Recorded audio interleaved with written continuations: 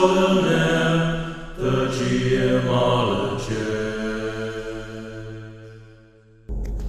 everyone, and welcome to the GMologist Presents. I am finding that my time is precious and that it gets harder and harder to find the time to record these, but before it fades into the memories of my mind, as it is wont to do the older I get, I should record thoughts on 2 weeks of conventions. I attended North Texas RPGCon, which has become a tradition for me. I really enjoy that con. I really love seeing all the guys that I game with online and a lot of the friends in the community. And now that I live in Dallas, it's a little closer. It's still about an hour away from where I live in the Dallas-Fort Worth area, but it was pretty fun. And for sure, shout out to BJ for letting me crash with him in his room. So I guess we pay it forward, and it gets paid to us eventually, which is very nice. So I let people stay in my room before, when they were kind of hanging out at North Texas, and BJ has done me a turn in kind, so thank you so much, BJ. My wife made a bunch of food, and that kept us satiated and not having to add on or tack on the expense of eating out, which was really great. And not only did I attend the convention, but BJ and I took a break and went to see the new Masters of the Universe movie that Saturday night. So that was a really fun weekend. So I actually ended up playing in one game. I had signed up for two, but the second game I signed up for, I was starting to lose my voice after my second session of the day, and I just said, no, I got 2 more games to run, so I better save my voice. So I told the front desk that I wasn't going to be attending, and they passed it on, I think. And I texted a player and said I wasn't going to attend. But the first game I played in that was on the Thursday night was a game of Villains and Vigilantes, the new edition, and it was run by Jeff D., one of the co-authors and contributor to a lot of the art in the book. And I really like Villains and Vigilantes. I purchased the book a couple years ago from Jeff, and also the World War II supplement that comes with it. And I think it's really a great system. It's a D20 roll under, I believe. And I had a great time. I played Gilgamesh. Yes, that Gilgamesh from the saga. And he was pretty powerful, and I didn't really realize that till towards the end of the game, but we had fun, and a lot of players did shine despite Gilgamesh being a little over the top. But he takes a lot of damage, but it can take a lot of punishment, and then the craziest thing was that he could like almost fly teleport a great distance. So, and then when he hits like a truck. So I had a good time with that, and I'd like to play that game again. And I just got to read through the rule book, check it out. I think one of the really neat aspects of the game is the way that vehicles are designed, and they're kind of designed modular, so each section of the vehicle has its own stats and hit points. I mean, I guess it makes for a big stat block, but they didn't look that big, and in the books, so I think they kind of streamline it, and it really works. Excuse me as I have a sip of coffee. I might bite into a muffin, as this is pre-work time to record, I guess. So I had 4 sessions of games, and I ran 3 different games. So the first game I ran, which was Friday morning, was a AD&D 1st through 3rd level module, Nicodemon's, the Marvelous Tower of Nicodemon, or Nicodemon's Marvelous Tower. And it is actually written by M.W. Lewis of the World of M.W. Lewis. He did a Kickstarter. I think it's put out by Dung Heap Games, distributed by them. And it was really fun. First level adventure. We had a great time. The PCs are more or less simple. I think we had a halfling fighter, a dwarf fighter, a cleric, and mage. A mage, yeah, and then I ran the illusionist as an NPC, but I had him kind of stand back a lot and not do much. The rewards are definitely mage heavy. That's the idea of the adventure, but I think everyone really enjoyed it. And thank you, M.W. Lewis. I'm not going to talk about the adventure so much, insofar as like one of the mages or the illusionist, if he's an NPC, presents himself to the table, approaches the table, and presents an adventure for them to help him with, and then you go. And it's a really fun. I could definitely tell M.W. Lewis's style if you listen to his Monday AD&D sessions. That sort of almost gonzo, but not quite, and a little bit of silly thrown in here and there. So basically, monsters, puzzles, traps in his adventure, which was really kind of fun, and the players did really well. They found the trick and they remembered some of the clues, which is always fun to have happen. You're like, whoa, that's kind of neat, because they haven't in this convention saying they haven't checked out the module, so no peeking ahead. And one of the players said the thing, and it was really cool, and then made the roll. So fun was had by all. My second session was part one of what I called the Sea Devils, or I presented as the Sea Devils, and I started the Eviltide module, which I continued the next day, the same time. I had one repeat player, and he really had a great time. We finished the module. That is, to me, is pretty incredible. In 2 sessions, we finished Eviltide, and the players on the first session were tremendous in that they engaged. The first session is more investigative, although they did make it into the dungeon and had some really neat combats to close out the session. But the first phase is really interacting with NPCs, finding out what's going on, and coming to the real conclusion instead of being, thrown around by red herrings. So they did, and they did really well. And I appreciated that they really, with pre-generated characters, they really took sort of the backstories or the little blurbs about, like a little 2-sentence blurb about them, or they're not even that, just how they look or what their character class was. And I had I found a nice set of pre-gens, nominally for Osric, but they totally work for 2nd edition or 1st edition AD&D. And they had really nice little pictures by Larry Elmore, like headshots by Larry Elmore to kind of add some detail in the minds of the players, but really not a lot of background. And the players got into it. And the first session had 4 people, and I think they played 2 characters each, or one guy played 1 and the other guys played 2 characters each.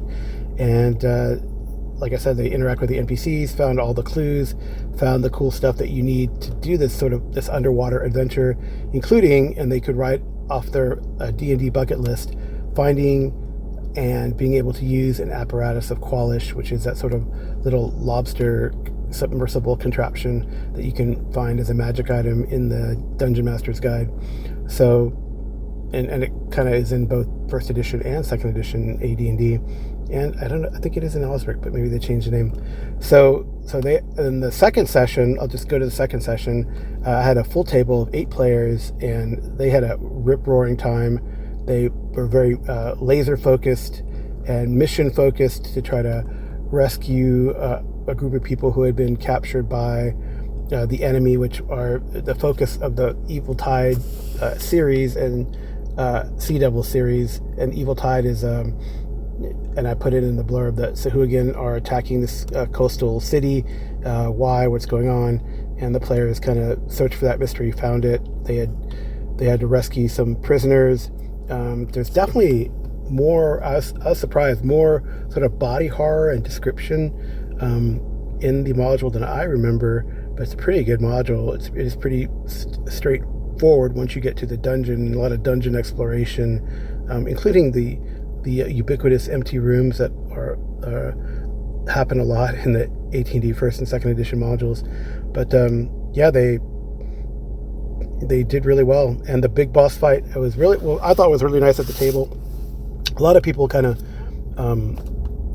kept the kept pushing the action. Several people pushed the action, including the player that played the night before. So maybe 3 players kind of dominated the sphere of players, but I think all the players shined.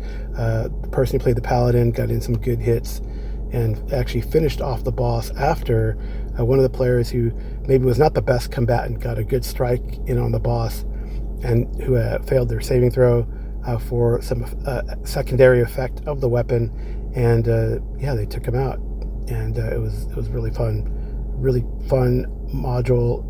And it's kind of cool that we got to finish the module in 2 sessions, which is really, I think, good streamlined adventure design. It doesn't really beat around the bush. You do the investigation, find out what's going on, hit the dungeon, and then keep going. That's what's kind of nice.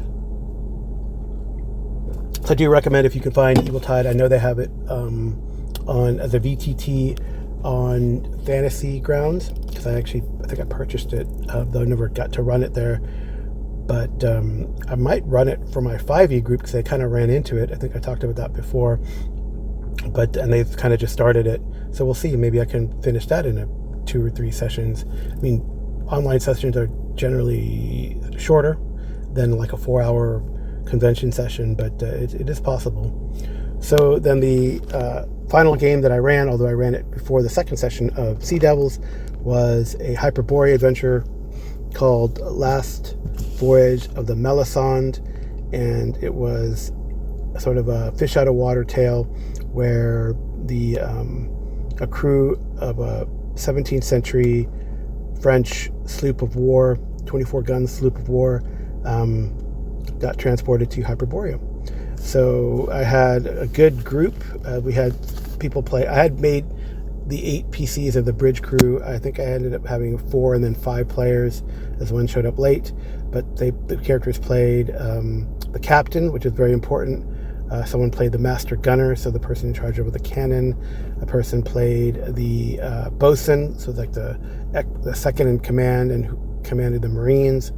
And someone played the master of the purse, which was kind of the scout and the sort of very trusted advisor of the captain. And then someone came later and played the master carpenter, which was the druid. So they didn't play the pilot or the navigator, but I used them, or the surgeon, which I used as NPCs, and I think it really worked. And I had planned 3 encounters, and we got through 3 encounters. If they had gotten through the 3rd encounter, which was kind of a large sort of battle, then I could have continued. I had ideas, but it went really smoothly. The first battle was against sea monsters. The second was it could have been a fight, but they chose more diplomatic approach and a kind of role-playing approach, which is really nice. I really enjoyed that. And then the last one was a big fight at the end, where and it indeed was the last voyage of the Melisande, because I sunk the ship, almost took out the captain, but the player character survived. I threw in some twists as well that I don't think I should share here, because I might run this scenario again, and I'm trying to I don't know. I always say I want to write something up, but in talking to Northwind Games folks, there's a plan to do some sort of a convention type anthology, and it'd be fun to contribute, right?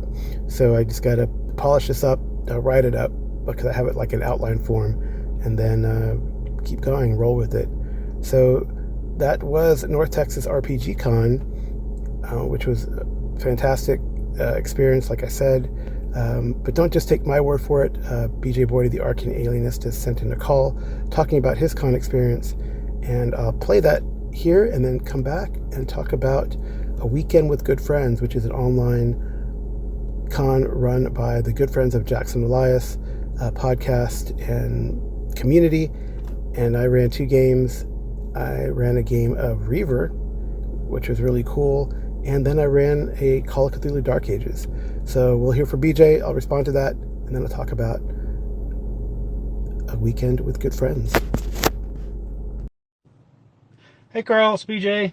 This is a follow-up call to your North Texas RPGCon preview episode. We're now a week after North Texas RPGCon. It was good to see you in person there, and some of the other guys we play with. I really enjoyed the Last Voyage of the Melisande.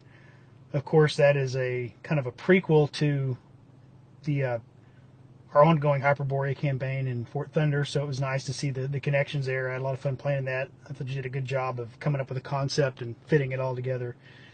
So thanks for that. Also really enjoyed the other D&D one that we ran, the tower, what's the guy's name's tower?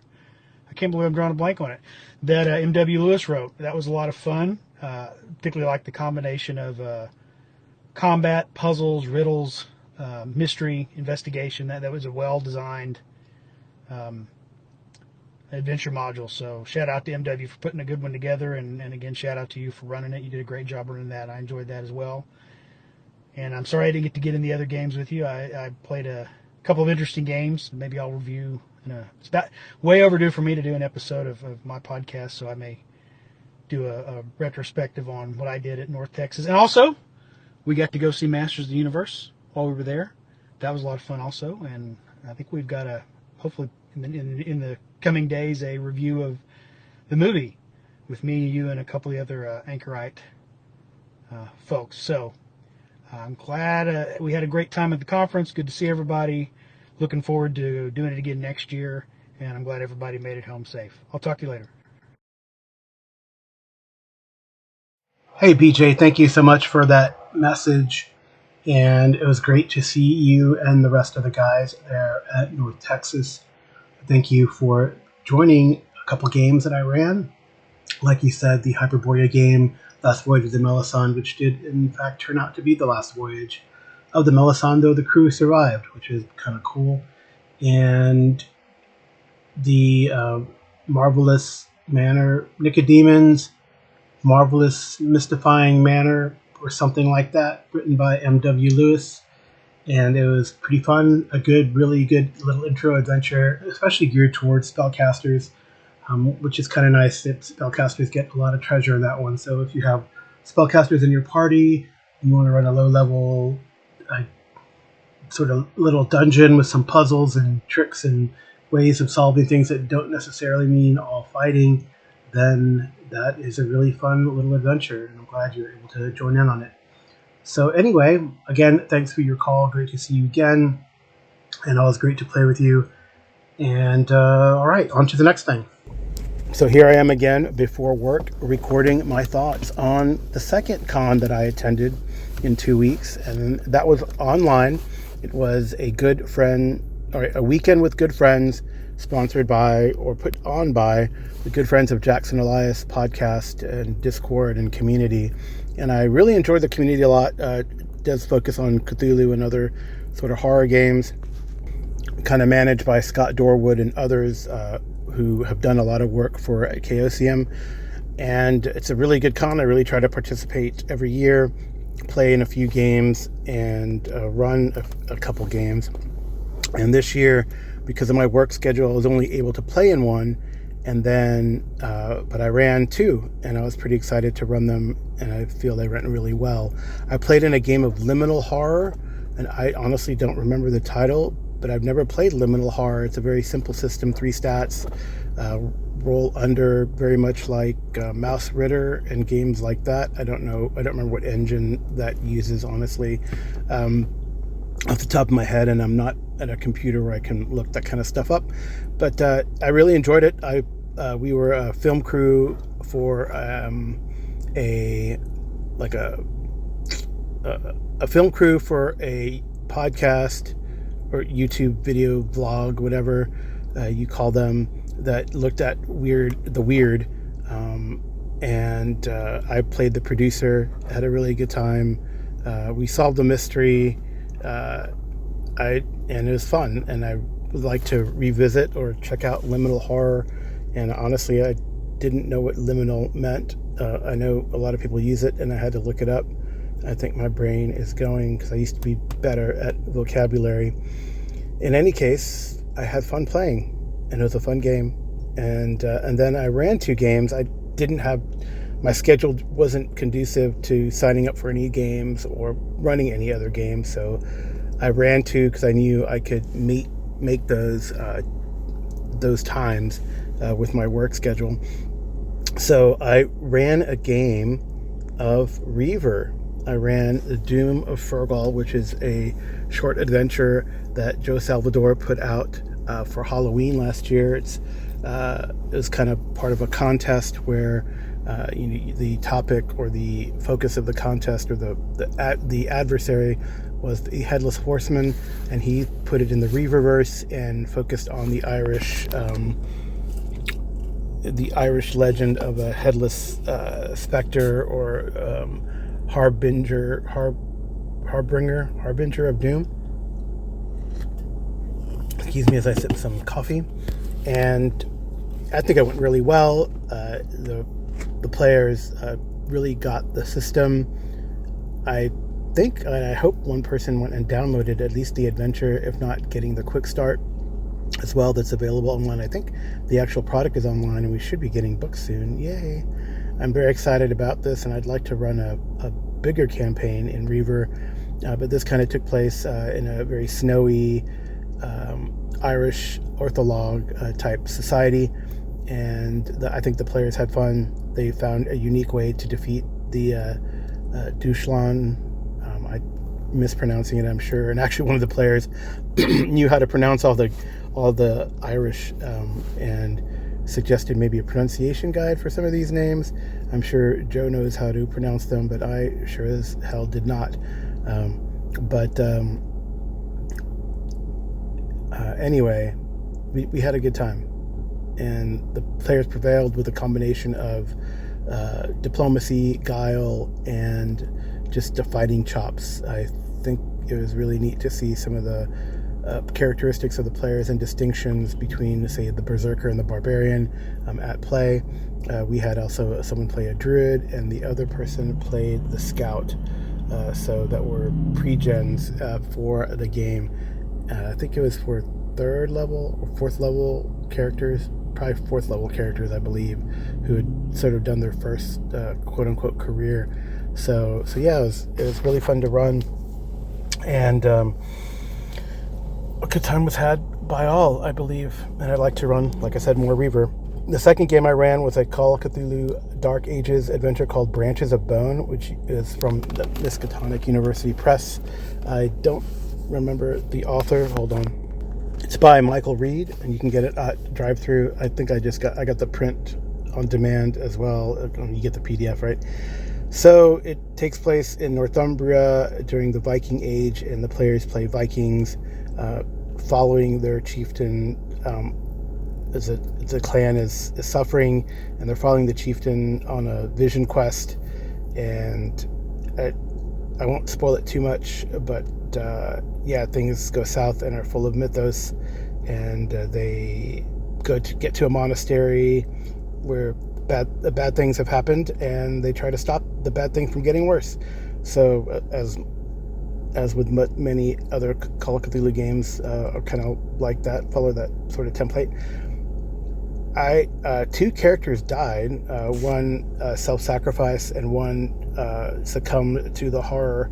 And I actually let the player play the bad monster, or at least decide where it was going and what it was doing for attacking and chasing the heroes.